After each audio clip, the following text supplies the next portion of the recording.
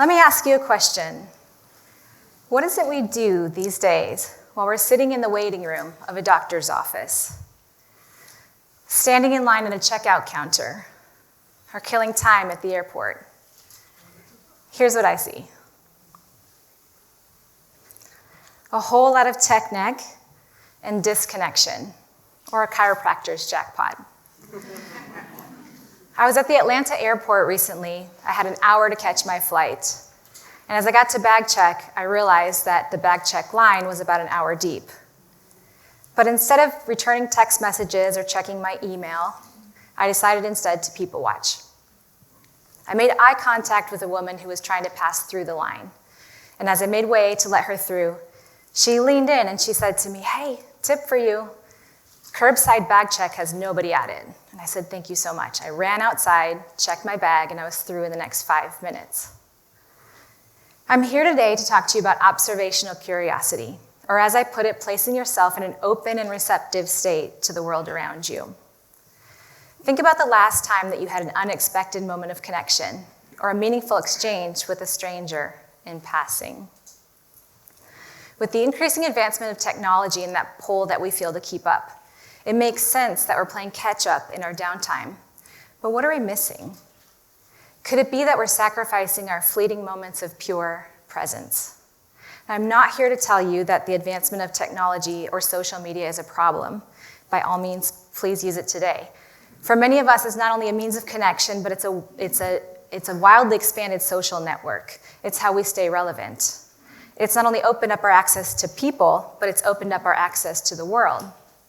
But with its pull, we're moving in a direction of near constant distraction by a narrative that's been fashioned for us, leaving us anxious, feeling left behind, or as if we're always in comparison mode.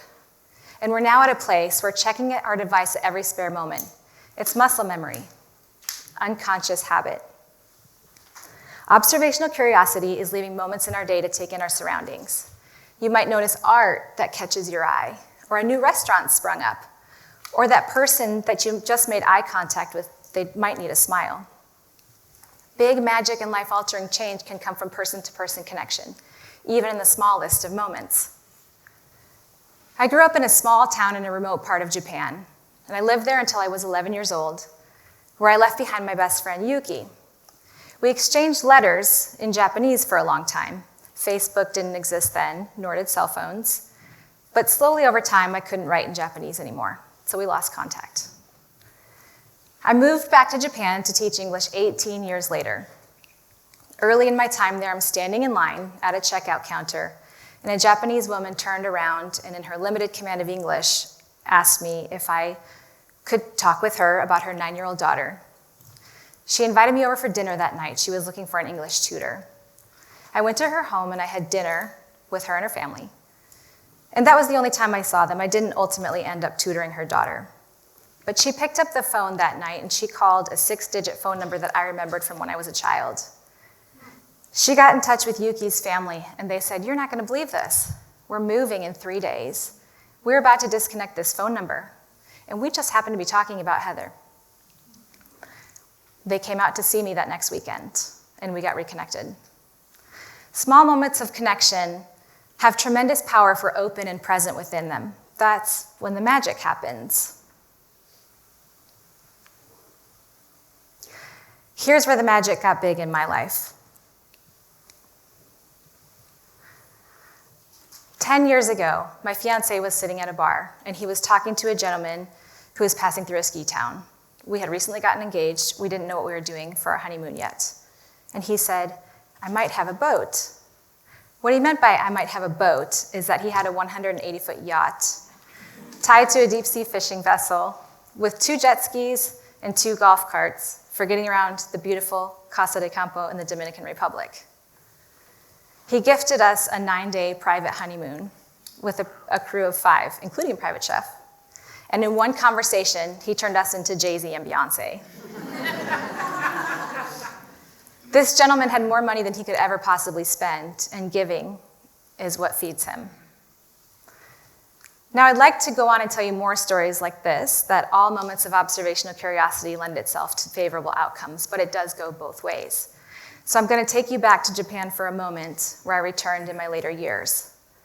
I was getting off the subway one night, and I took notice that somebody was trailing along behind me. To be sure my paranoia was not getting the best of me, I decided to walk past my apartment in a full square block. And sure enough, this man followed me around the full square. I was scared. I made my way into a well-lit convenience store, and I called for help, where he came in, and he stood behind a magazine and waited until my help arrived.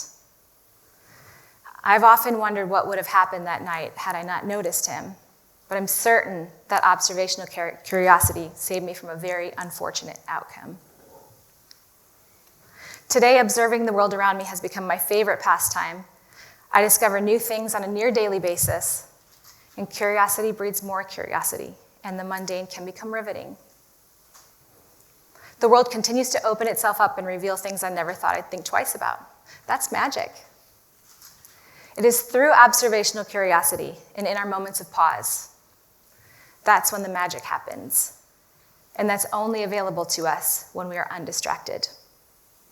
The next time you think about scrolling Instagram while standing in line, try looking around instead. It might change your life.